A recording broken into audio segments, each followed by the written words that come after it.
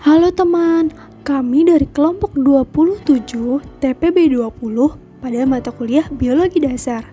Di video kali ini, kami akan membahas tentang hewan invertebrata. Sebelum kami membahas tentang hewan invertebrata, izinkan kami untuk memperkenalkan diri terlebih dahulu. Saya Siti Hanifah dengan NIM 1202100118 dari Prodi Teknik Sipil. Perkenalkan, nama saya Andreas Owen Horman Nenggolan dari Prodi Teknik Kelautan dengan NIM 1203014 dari TPB 20. Kenalkan, nama saya Rian Mirawida S dengan NIM 120210039 dari Prodi Teknik Sipil. Invertebrata adalah hewan yang tidak memiliki tulang punggung atau kolom vertebral. Hewan-hewan yang tergolong invertebrata sebagian besar memiliki struktur badan yang lunak, namun tubuhnya dilengkapi oleh sebuah rangka pada bagian luar yang berfungsi sebagai pembentuk serta pelindung tubuhnya dari ancaman musuh. Hewan yang termasuk invertebrata juga memiliki dua sistem pernapasan, yaitu difusi dan trakea. Pada pernafasan dengan cara difusi, pertukaran gas terjadi karena perbedaan tingkat oksigen dan karbon dioksida pada lingkungan dan sel-sel tubuhnya. Sedangkan dengan trakea, oksigen diserap dari permukaan tubuh dan bercabang melewati berbagai bagian tubuh dan berakhir di trakeol dan akan disebar ke seluruh bagian tubuh. Selain itu, invertebrata juga merupakan organisme multiseluler. Ini artinya invertebrata tidak memiliki dinding sel. Dan perlu diketahui sebuah fakta yang sangat mengagetkan bahwa invertebrata mencakup sekitar 97% dari seluruh anggota kingdom Animalia yang ada saat ini. Tentu ini merupakan jumlah yang sangat banyak jika dibandingkan hewan yang memiliki tulang belakang. Hewan invertebrata diklasifikasikan menjadi 8 buah filum. Yang pertama, Porifera. Porifera berasal dari kata porus dan vera, yang berarti hewan yang memiliki pori-pori. Dalam kehidupan, Porifera belum memiliki nilai ekonomi yang tinggi. Pada beberapa negara maju, misalnya Amerika, Porifera dimanfaatkan untuk memproduksi spons. Porifera memiliki ciri-ciri hewan multiseluler yang mempunyai tubuh berpori dengan jaringan yang belum terbentuk serta mempunyai rangka serta saluran air. Ciri yang kedua, bersifat heterotrof atau memperoleh makanan di dalam air dengan cara masuk ke dalam tubuh melalui pori-pori. Yang ketiga, hidup di dalam laut, biasanya melekat pada bebatuan atau benda di dalam laut lainnya. Yang keempat, bereproduksi secara aseksual. Filum yang kedua adalah Coelenterata. Coelenterata adalah hewan yang berongga. Kebanyakan hewan Coelenterata menguntungkan manusia, misalnya ubur-ubur. Aurelia dapat dimanfaatkan sebagai tepung ubur-ubur dan untuk bahan kosmetik.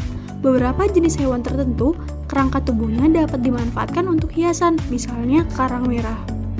Ciri-ciri Coelenterata adalah hewan multiseluler diploblastik, di mana tubuhnya telah terbentuk dengan banyak jaringan, berbentuk polip atau medusa dengan tentakel yang dapat menyengat, mempunyai rongga pencernaan, sistem saraf sederhana serta tidak mempunyai sistem ekskresi.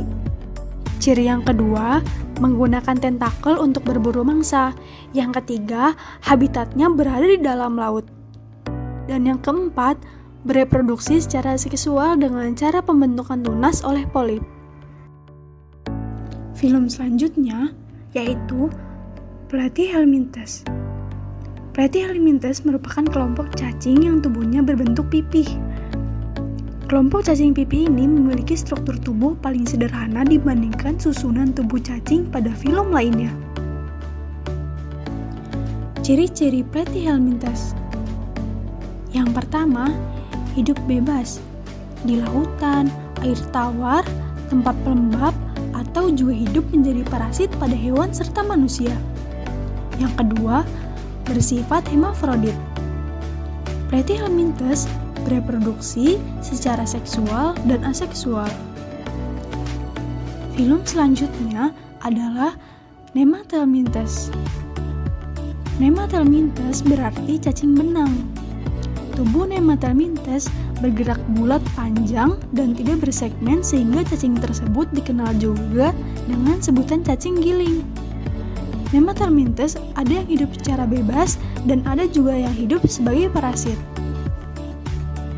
Filum yang kelima adalah Annelida. Annelida dapat diartikan sebagai cacing yang tubuhnya bersegmen-segmen menyerupai cincin atau gelang. Annelida memiliki ciri-ciri. Yang pertama, Annelida merupakan hewan triploblastik selomata. Yang kedua, Annelida bernafas pada seluruh permukaan tubuhnya. Yang ketiga, ada yang bersifat hermafrodit dan ada yang monosius. Dan terakhir, memiliki alat gerak berupa rambut atau seta yang terdapat di permukaan kulit. Filum selanjutnya adalah Mollusca. Mollusca berarti hewan yang bertubuh lunak.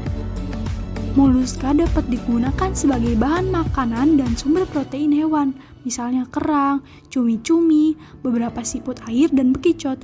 Mollusca juga dapat digunakan sebagai penghasil mutiara, yaitu tiram mutiara.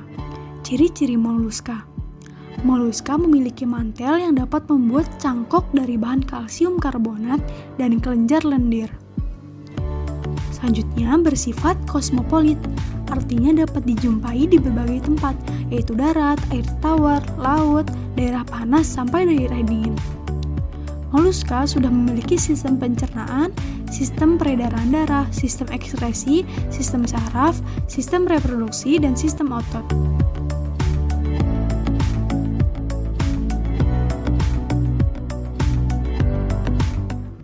Filum yang terakhir adalah Echinodermata. Echinodermata berarti hewan yang memiliki kulit berduri. Hewan ini melakukan respirasi menggunakan insang. Contohnya adalah bintang laut. Ciri-ciri Echinodermata adalah semua anggota hewan ini hidup di laut. Lalu bentuk tubuh dewasanya adalah simetris radial, sedangkan larvanya berupa simetris bilateral. Dan kulitnya terdiri atas lempeng-lempeng kapur dengan duri-duri kecil pada permukaannya, memiliki kaki buluh yang disebut kaki ambulakral. Filum Echinodermata memiliki 5 pembagian ordo sebagai berikut. Yang pertama adalah ordo Asteroidea. Ordo Asteroidea di antara berbagai kelas dalam filum Echinodermata ini merupakan spesies yang paling banyak. Kelas ini juga disebut dengan kelas bintang laut karena semua bentuknya hampir mirip dengan bintang dengan jumlah 5 lengan atau berbentuk simetri radial. Ordo yang kedua adalah Ophiuroidea. Ordo ini memiliki bentuk anggota yang hampir sama seperti Asteroidea, namun mereka memiliki bentuk lengan yang lebih langsing, panjang, dan juga fleksibel. Tubuh mereka juga kecil dan pipi seperti cakram. Yang ketiga adalah Ordo Echinoidea. Berbeda dengan kedua ordo di atas, Ordo Echinoidea atau lebih dikenal dengan bulu babi tidak memiliki lengan. Habitat dari ordo ini biasanya terdapat di tepi pantai atau di dasar perairan. Makanan mereka biasanya berupa rumput laut atau hewan yang sudah mati. Mereka juga dilengkapi oleh duri-duri panjang yang rapat yang berfungsi untuk bergerak, melindungi tubuhnya, menggali dan melindungi permukaan tubuhnya juga dari kotoran. Ordo yang keempat adalah Ordo Crinoidea. Ordo yang satu ini biasa juga disebut dengan lili laut atau bintang bulu. Mereka memiliki warna yang mencolok dan ukuran panjangnya mencapai 40 cm. Sama seperti ordo lainnya, jenis ini juga memiliki cakram sentral dengan 5 lengan.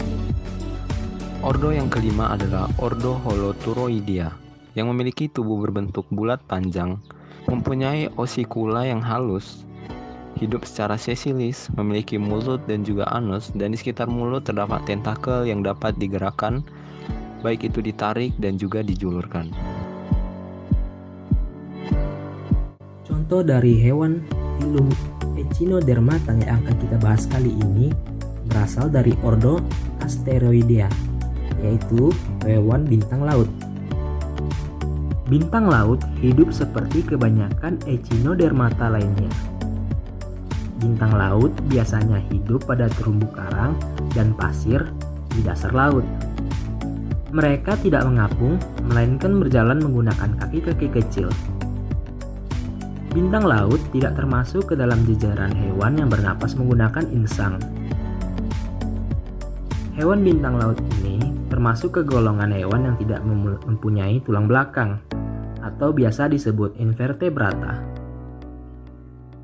Hewan ini mempunyai umur yang cukup panjang, yakni sekitar 35 tahun.